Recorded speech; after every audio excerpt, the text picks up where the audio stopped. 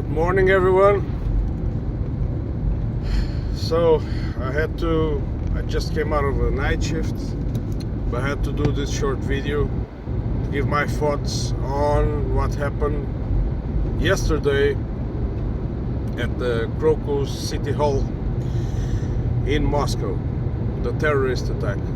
I'm not gonna say or hint or speculate or who might be guilty, but as the news are crying, actually the news began immediately crying for ISIS, right? The Islamic State. And in this regard, I would like to show, I do not have with me, but you can search yourself on the web, the origin of ISIS, the sponsors of ISIS, and of course do not rush into conclusions. ISIS is at the minimum at least suspect, right, of who might be behind it. But what I know for fact is that earlier this month, 7th or 8th, it depends on the outlet, but I found on the Portuguese news it was the 8th of March that the Portuguese embassy, for example, but doing the same as other embassies, other Western embassies in Moscow, they were advising, so I believe the information must have come from Washington, they were advising their citizens not to go into crowded areas. They were warning them against possible terrorist attack.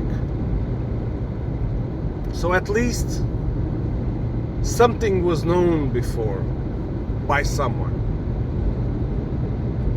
And this is what I find strange, because being public and being in the news, this kind of warnings, how the FSB would not be more informed or could not somehow avoided this.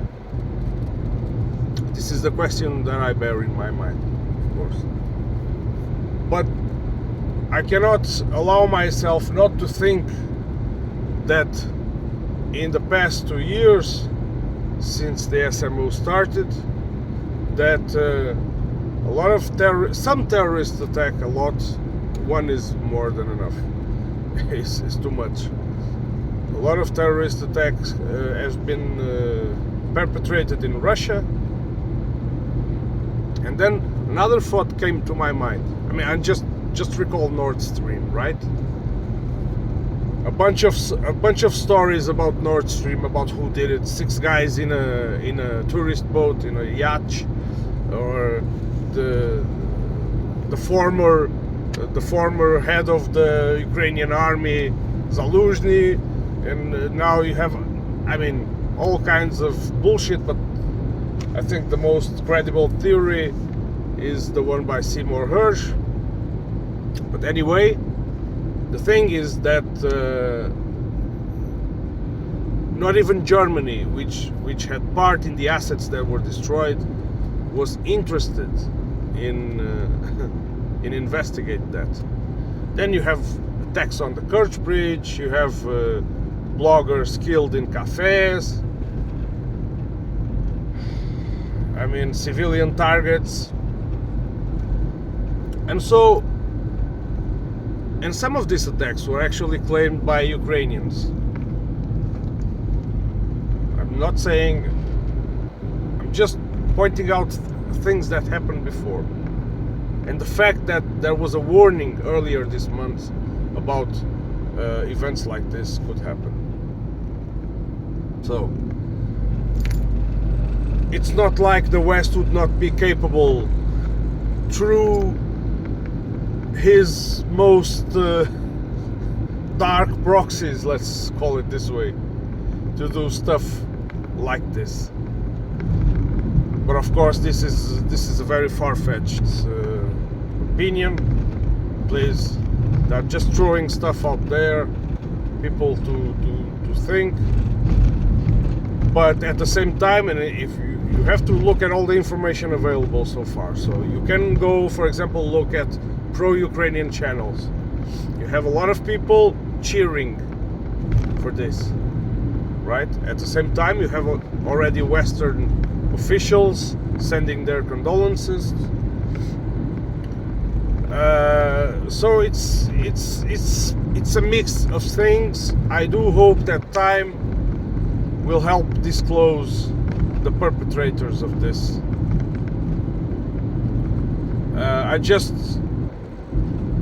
My point is, and forgive my slowness of speech, it's even worse than usual because I just left work. But what I meant to say is that wait all the information, collect all the information, take your own conclusions, because I do not buy the conclusion that was jumped immediately on ISIS. ISIS is this entity that can appear anywhere, and appeared first in the Middle East, as we all know. And we also know that ISIS was defeated by the Russians, not the Americans like they claim. If you have been following geopolitics and the war in Syria, for example, you know that Russia was the game changer in that war, and they were the ones who expelled ISIS. Who was funding ISIS? There's a lot of stories. ISIS members being treated in Israel, ISIS being funded through various go-around channels by CIA. I do not know for sure, but those stories exist. So yeah, just wanted to leave you with that. Don't buy. I mean, how could the Western news were crying ISIS, ISIS just after it happened? How could they know? They just have to sell the news or whatever. Something along these lines. I find that this professional journalists very incompetent. Either that or they are just paid to tell stories. Okay, see you on the next one.